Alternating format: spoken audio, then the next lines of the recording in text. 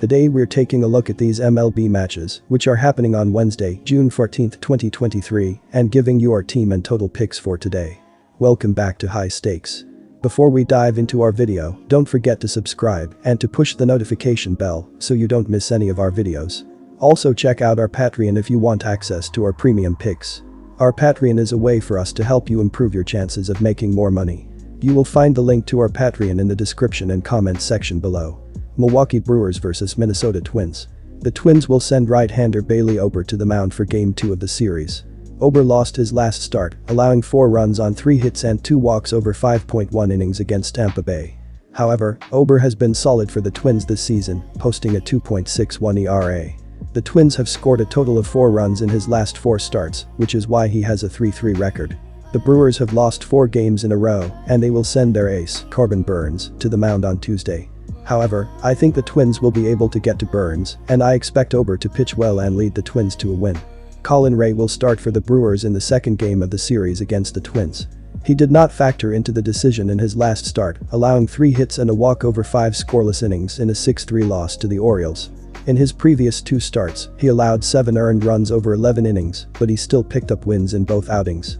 His ERA is now down to 4.47 with a 1.22 whip and 48.19 kBB through 10 starts.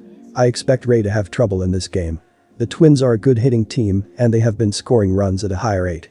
Milwaukee, on the other hand, has been struggling at the plate. They are bottom 5 in the league in runs per game and ops. Based on this, I think the under is a good bet for this game. I expect a low-scoring affair, with the Twins winning by a narrow margin. Atlanta Braves vs Detroit Tigers. Spencer Strider is coming off a rough start, but he has a track record of success. Reese Olson, on the other hand, is a rookie who has only made 2 starts. The Braves have been a better offensive team than the Tigers over the past 12 games. The Braves are averaging 4.92 runs per game, while the Tigers are averaging 2.33 runs per game. The Braves have also won 4 of the last 5 games against the Tigers. Based on this information, I think the Braves are the better team and will win on the road. I would take the Braves with the run line. The Braves and Tigers have both been struggling on the mound in the past 7 days. The Braves have a 4.75 team ERA, which is 20th in the league. The Tigers have a 5.15 team ERA, which is 25th in the league. However, both teams have been able to score runs. The Braves are averaging 6.17 runs per game in the past 7 days. The Tigers are averaging 2.6 runs per game in the past 7 days. In their previous 10 games against each other, the over has hit 7 times. Based on this information, I think the over is a good bet for this game. I expect both teams to score runs, and I think the game will be high scoring. San Francisco Giants vs St. Louis Cardinals. The San Francisco Giants are the favorites to win Game 3 of their series against the St. Louis Cardinals. The Giants have won the first 2 games of the series, and the Cardinals have not been able to score many runs. The pitching matchup in Game 3 is not very good. The Giants will start Logan Webb, who has a 4.00 ERA this season. The Cardinals will start Dakota Hudson, who has a 5.14 ERA this season. The Giants have a more potent defense than the Cardinals. The Giants are averaging 4.7 runs per game this season, while the Cardinals are averaging 4.2 runs per game. The Cardinals have lost their last 4 games. They are also 0-5 in Dakota Hudson's last 5 starts, after allowing 5 or more runs. The Giants are 5-1 in their last 6 meetings with the Cardinals. Based on this information, I think the Giants are the better team and will win Game 3. I would take the Giants on the money line at plus 115. The over is a good bet for this game. Both starting pitchers, Anthony DeSclafani and Jordan Montgomery, have ERAs in the upper 3s and losing records. In their previous game, these teams went over the total of 8.5 runs. I expect both offenses to continue to produce, and I think the game will score more than 8 runs. The Giants covered the over in their previous game, even though they were facing a better pitcher.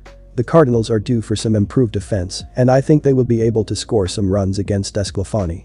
In terms of trends, the Giants have gone over the total in DeSclafani's past 4 starts during Game 3 of a series. They have also gone over the total in 3 of DeSclafani's past 4 road starts. Based on this information, I am confident that the over will hit in this game. I expect both teams to score runs, and I think the game will be high scoring. Atlanta Braves vs Detroit Tigers. The Atlanta Braves have the best road ERA in baseball at 3.11, while the Detroit Tigers have the 24th worst home ERA in baseball at 4.67. The Braves have also hit the most home runs in June with 17, while the Tigers have hit the fewest with just 8. Atlanta has also won 4 of the last 5 games against Detroit. Based on this information, I think the Braves are the better team and will win this game. Both teams have been scoring runs in recent games. The Braves are averaging 6 runs in their previous 6 games, while the Tigers are scoring 3.8 runs in their last 5 games. Neither bullpen has been strong this season, with Atlanta's relievers posting a 3.78 ERA and Detroit's relievers posting a 4.04 ERA.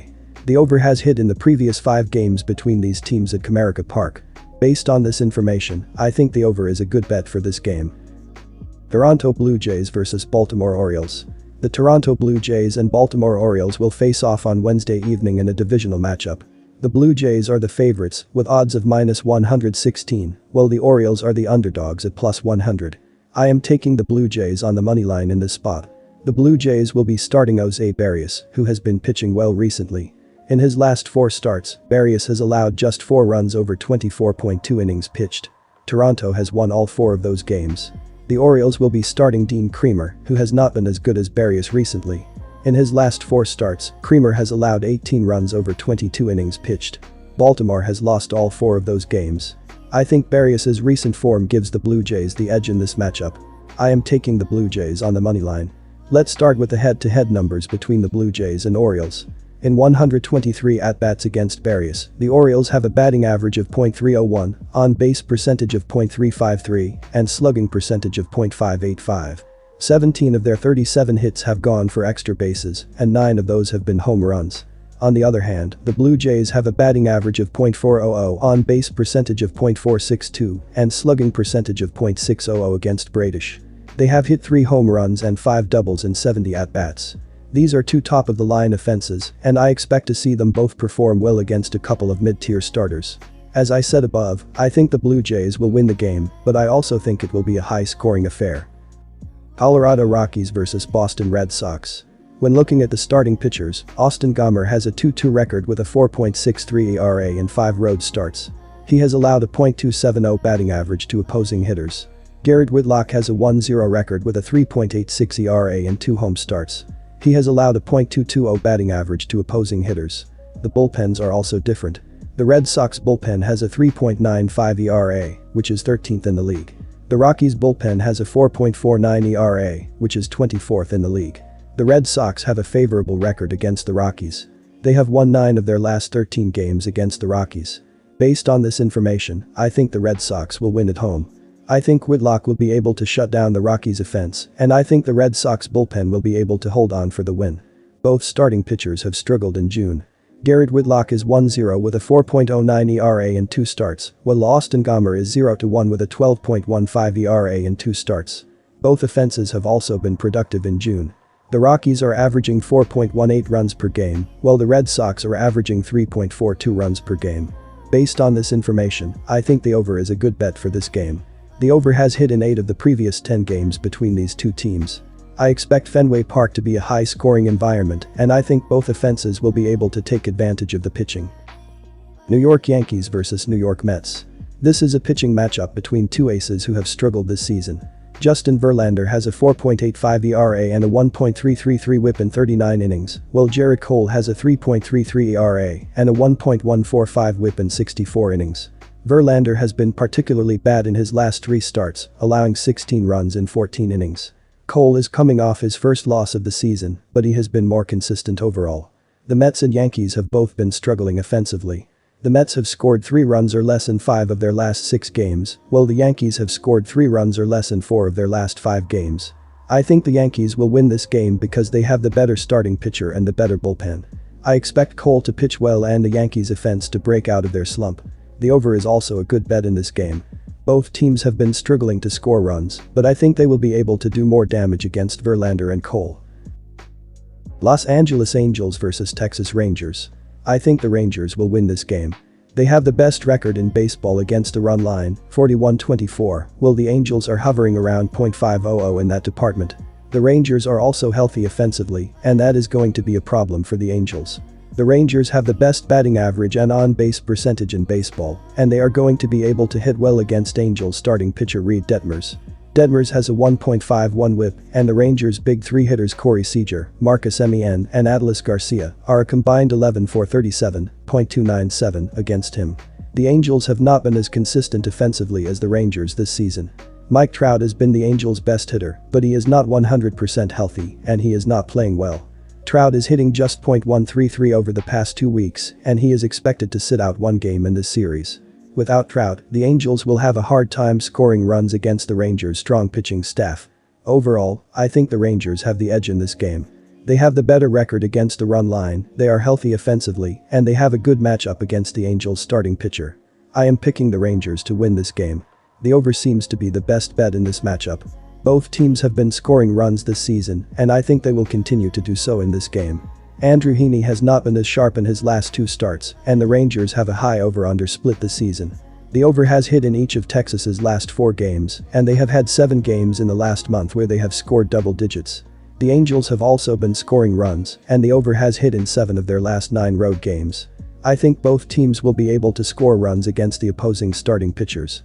I also think both teams will be able to score runs against the bullpens. The Rangers' bullpen has a 4.39 ERA, which ranks 23rd in the majors. The Angels' bullpen has a 3.98 ERA, which ranks 14th in the majors.